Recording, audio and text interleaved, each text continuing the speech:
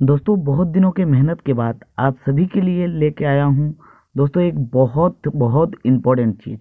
दोस्तों इस वीडियो में हम लोग देखेंगे करंट अफेयर्स और जो जीके वाला पोर्शन है वो टीसीएस कहाँ से सेट करता है। दोस्तों ये सिर्फ और सिर्फ कोई एक एग्ज़ाम का नहीं है। टीसीएस कोई भी एग्ज़ाम लेता है तो वो कहाँ से क्वेश्चन सेट करता है मैं इस वीडियो में आपको डिटेल्स में बताऊंगा। और अगर आप कोई भी एग्ज़ाम देते हैं और आपका पेपर टीसीएस बनाता है तो इसको फॉलो कीजिएगा। आपको जीके और करंट अफेयर्स एकदम हूबहू यहीं से मिल जाएगा। तो दोस्तों आज का वीडियो बहुत बहुत इंटरेस्टिंग है। पूरा वीडियो को ध्यान से देखिएगा पहले से लेके लास्ट तक, और कोशिश कीजिए जितना भी आपको यहाँ पर बताया जा रहा है वो टॉपिक पूरा कवर कर लीजिए और एक पेन और नोटबुक लेके ही बैठिएगा। मैं जितना भी टॉपिक बताऊंगा सभी के सभी इम्पोर्टेंट है और सभी सभी इम्पोर्टेंट एग्ज़ाम के लिए है, चाहे एसएससी हो, रेलवेज हो, या फिर बैंकिंग एग्ज़ाम, या फिर स्टेट एग्ज़ाम के लिए हो। तो दोस्तों चलिए शुरू करते हैं आज का वीडियो। तो दोस्तों पहले आप सभी जानते हैं कि हम लोग जीके का बात कर रहे हैं। जीके में कौन कौन सा टॉपिक आता है। जीके में आता है political science, history, geography, economics, miscellaneous और करेंट अफेयर्स।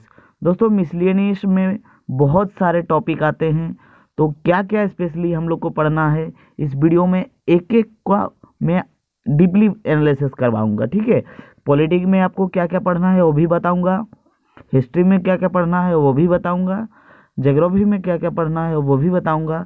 और वीडियो शुरू होने से पहले ही मैं बता देता हूँ ये सभी इम्पोर्टेंट है सभी एग्ज़ाम के लिए, चाहे आप कोई भी एग्ज़ाम देते हैं ये सभी के लिए है। ठीक है, आप कमेंट बॉक्स में मत पूछिएगा कौन से एग्ज़ाम के लिए है। तो चलिए पहले हम लोग देखते हैं पॉलिटी में। तो दोस्तों पॉलिटी में आपका सबसे इम्पोर्टेंट पोर्शन रहेगा मौलिक अधिकार, मौलिक कर्तव्य। उसके बाद हो जाएगा संविधान के विदेशी स्रोत। आपको पूछेगा मौलिक अधिकार कौन से देश से लिया गया है, मौलिक कर्तव्य कौन से देश से लिया गया है, संसदीय शासन प्रणाली किस से देश से लिया गया है।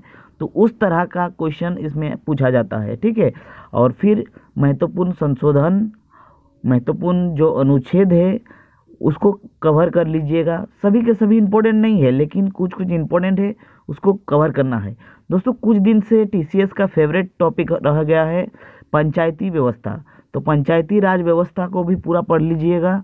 उसके बाद राष्ट्रपति, उसके बाद सांसद, लोकसभा, राज्यसभा, राष्ट्रपति को मिलाकर सांसद होता है, तो उस टॉपिक को भी आप लोग पूरा का पूरा पढ़ लीजिएगा।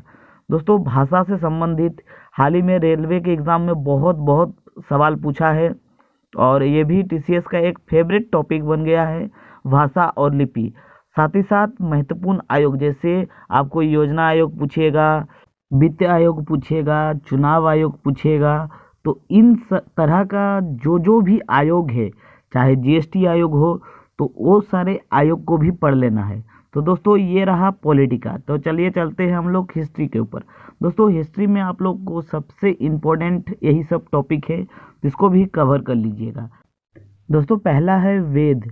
दोस्तों आजकल वेद से बहुत तरह का सवाल पूछा जाता है। सबसे प्राचीन वेद कौन सा है, कितने सूक्त है, कितनी ऋचियों में बांटा हुआ है, कितने मंडल है, और कौन कौन सा किस तरह से संबंधित है।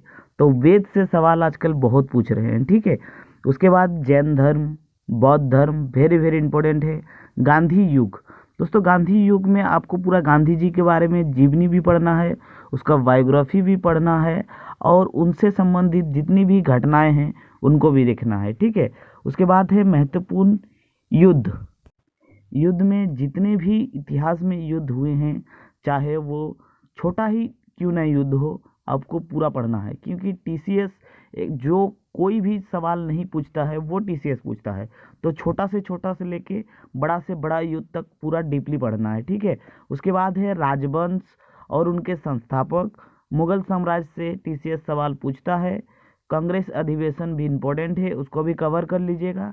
साथ ही साथ 1885 से लेकर 1947 तक का इतिहास के जितने भी घटना हुए हैं, चाहे वो एकदम पूरा ये जो पीरियड है पूरा का पूरा आप लोग पढ़ लीजिएगा। तो यही है इतिहास का इम्पोर्टेंट टॉपिक। दोस्तों नेक्स्ट है ज्योग्राफी। तो दोस्तों ज्योग्राफी में सवाल इतिहास बहुत पूछता है। इसमें आपको क्या पढ़ना है, स्पेशली भारत की नदियाँ, और आप वर्ल्ड विश्व की नदियाँ भी पढ़ सकते हैं। उसके बाद है जलप्रपात, झील, वन्यजीव अभयारण्य, नेशनल पार्क, भारत के प्रमुख दर्रा, प्रमुख जल संधि। जल संधि भारत के भी पढ़िएगा और विश्व का भी पढ़िएगा। नेक्स्ट है भारत की प्रमुख जलवायु, भारत की मिट्टी, प्रमुख चोटी व पहाड़ी व पठार, वो भी पढ़ लेना है। और नेक्स्ट है बायोस्फीयर रिजर्व। दोस्तों बायोस्फीयर रिजर्व से भी लगातार सवाल पूछा जा रहा है, और भूमि को भी पढ़ लीजिएगा, रामसर साइट, क्योंकि वो करंट से रिलेटेड करके दे रहा है सवाल, इसलिए बायोस्फीयर रिजर्व को भी पढ़ लेना है। साथ ही साथ वर्ल्ड हेरिटेज साइट यूनेस्को के द्वारा जो चुना गया है वो भी सवाल पूछा जा रहा है। ठीक है, तो यही सारा टॉपिक है ज्योग्राफी से। अगर आप ये सारे टॉपिक को कवर कर लेते हैं तो आपका ज्योग्राफी हो जाएगा। दोस्तों नेक्स्ट है इकोनॉमिक्स। दोस्तों इकोनॉमिक्स बहुत बहुत इंटरेस्टिंग और थोड़ा क्रिटिकल सब्जेक्ट है। ठीक है दोस्तों, इसमें सबसे ज़्यादा पूछे जाने वाला जो टॉपिक है वो है नेशनल इनकम यानी राष्ट्र आय, जीएसटी आयोग, पंचवर्षीय योजना, मांग का नियम और बैंकिंग शब्दावली। दोस्तों बैंकिंग शब्दावली में पूछेगा आपको रेपो रेट क्या है या फिर रिवर्स रेपो रेट क्या है। साथ ही साथ इसमें आप लोग थोड़ा जो आरबीआई गवर्नर है उनसे संबंधित भी पढ़ लीजिएगा। ठीक है, तो ये सारा टॉपिक आपको इकोनॉमिक्स में पढ़ना है। और दोस्तों इसमें आपका कुछ कुछ टॉपिक ऐसा है, कुछ कुछ योजना से संबंधित इकोनॉमिक्स का, उसको भी कवर कर लीजिएगा। ये सारा टॉपिक अगर आप कर लेते हैं तो आपका इकोनॉमिक्स कंप्लीट हो जाएगा। ठीक है दोस्तों, नेक्स्ट है मिसलेनियस। मिसलेनियस में सबसे ज़्यादा आजकल सवाल पूछा जा रहा है। दोस्तों मिसलेनियस में बहुत तरह के टॉपिक आते हैं, लेकिन आपको सिर्फ और सिर्फ इस टॉपिक पे ध्यान ज़्यादा देना है। किस में ध्यान देना है? सबसे पहले त्योहार में, मंदिर में, जनगणना 2021, सॉरी दोस्तों यहाँ पर जनगणना 2011 कीजिएगा। ठीक है, तो जनगणना 2011, राष्ट्रीय स्मारक, प्राचीन पुस्तक आपको पूछेगा राजतरंगिणी कौन से लेखक का पुस्तक है, अर्थशास्त्र किसका पुस्तक है, मुद्रा राक्षस किसका पुस्तक है, तो उस तरह का पुस्तक यानी प्राचीन पुस्तक आपको पढ़ लेना है। शास्त्रीय संगीत, शास्त्रीय नृत्य व शास्त्रीय भाषा, ये जो एसएससी का फेवरेट टॉपिक है, व टीसीएस का भी। ठीक है, तो एसएससी में ये सब से बहुत ज़्यादा भर भर के क्वेश्चन आता है। उसके बाद है दोस्तों वाद्य यंत्र।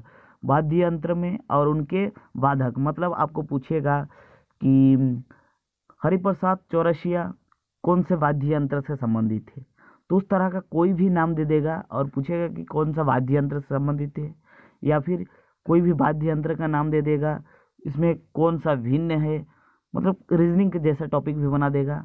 तो इस तरह का वाद्य यंत्र को पूरा कंप्लीट कर लेना है। नेक्स्ट है अंतर्राष्ट्रीय मुख्यालय। मुख्यालय में आप अंतर्राष्ट्रीय और राष्ट्रीय दोनों को कीजिएगा। ठीक है, क्योंकि आजकल इससे सवाल बहुत ज़्यादा आ रहा है। और उनके प्रमुख यानी सीईओ व हेड कौन है उसको भी कवर कीजिएगा। नेक्स्ट है खेलकूद। दोस्तों खेलकूद में आपको खिलाड़ी का नाम, कौन से खेल से संबंधित है, व अभी वर्तमान में कौन सा कप जीता है। ठीक है, तो ऐसा भी हो सकता है, किसी के बारे में भी पूछा जा सकता है, लेकिन आप लोग ज़्यादातर कोशिश कीजिएगा कि टेनिस और बैडमिंटन और हॉकी इसको ज़रूर पढ़िएगा। साथ ही साथ कुछ ऐसे खिलाड़ी हैं, भारतीय खिलाड़ी हैं जिससे लगातार सवाल पूछा जा रहा है। जैसे एक हो गया पीवी सिंधु, दूसरा हो गया नीरज चोपड़ा। तो उन दोनों को, चाहे वो एक साल पहले ही क्यों ना जीता हो, उन दोनों का ट्रॉफी पूरा याद रखना है। ठीक है, नेक्स्ट हो जाएगा दोस्तों कॉमनवेल्थ, ओलंपिक और प्रमुख पुरस्कार व सम्मान। दोस्तों यही है मिसलेनियस। उसके बाद दोस्तों हम लोग देखेंगे करंट अफेयर्स। दोस्तों करंट अफेयर्स अपने आप में बहुत बड़ा टॉपिक है, और अगर आप करंट अफेयर्स डेली टाइम देते हैं तो दोस्तों मेरे हिसाब से वो सही नहीं है। अगर आप करंट अफेयर्स मान लीजिए डेली घंटा घंटा 2-2 घंटा टाइम देते हैं और एग्ज़ाम में 3-4 को सवाल आएगा और वो भी अगर नहीं बनेगा तो आपका बहुत बड़ा लॉस हो जाता है। इसलिए क्या कीजिए, करंट अफेयर्स का जो मंथली मैगजीन आता है उसको ज़्यादा पढ़िए, वो सबसे बेटर रहता है। ठीक है दोस्तों, इसमें आपको क्या पढ़ना है थोड़ा ध्यान दीजिएगा।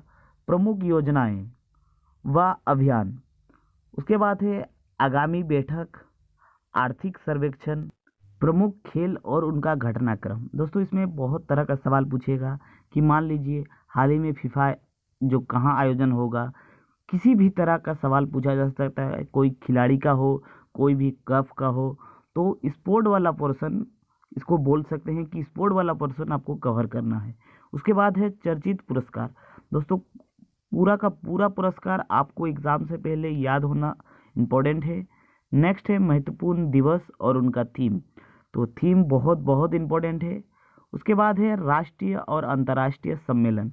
दोस्तों सम्मेलन से हर एग्ज़ाम में सवाल आते हैं, तो इसलिए पूरा सम्मेलन को पढ़ लेना है, चाहे वो राष्ट्रीय हो व अंतर्राष्ट्रीय हो, ठीक है। उसके बाद है प्रमुख सूचकांक, औबार रिपोर्ट। दोस्तों ये सूचकांक हम लोग का भारत का भी हो सकता है और अंतर्राष्ट्रीय भी हो सकता है। कोई भी सूचकांक हो आपको जरूर पढ़ लेना है। सूचकांक से 1 से 2 सवाल जरूर पूछा जाता है। दोस्तों इसमें ध्यान देना है आपको, नीति आयोग का जो सूचकांक होता है वो बहुत बहुत इम्पोर्टेंट होता है। वो राष्ट्र के लिए निकाला जाता है, वह बहुत ही ज़्यादा उसमें सवाल भी बनते हैं, तो उसमें ध्यान दीजिएगा। नीति आयोग का जो भी आपका कुछ भी सूचकांक निकले व रिपोर्ट निकले उसको आपको पढ़ लेना है। साथ ही साथ जो उस टाइम में जब एग्ज़ाम होता है आपका मंत्रिमंडल होता है उसको बारे में पढ़िएगा, और इसरो का जब प्रमुख मिशन होता है उसको देख लीजिएगा थोड़ा, बहुत बहुत इम्पोर्टेंट है। तो दोस्तों यही रहा हम लोग का आज का वीडियो। आपको वीडियो कैसा लगा ज़रूर बताइएगा। चैनल पे नए हैं तो प्लीज़ चैनल को सब्सक्राइब कीजिएगा, वीडियो को लाइक कर दीजिए और प्लीज़ वीडियो को शेयर कीजिएगा। चैनल पे आज पहली बार आए हैं तो प्लीज़ आपको वीडियो कैसा लगा ज़रूर कमेंट बॉक्स में बताइएगा। मिलते हैं नेक्स्ट वीडियो में, तब तक के लिए जय हिंद, जय भारत, वंदे मातरम।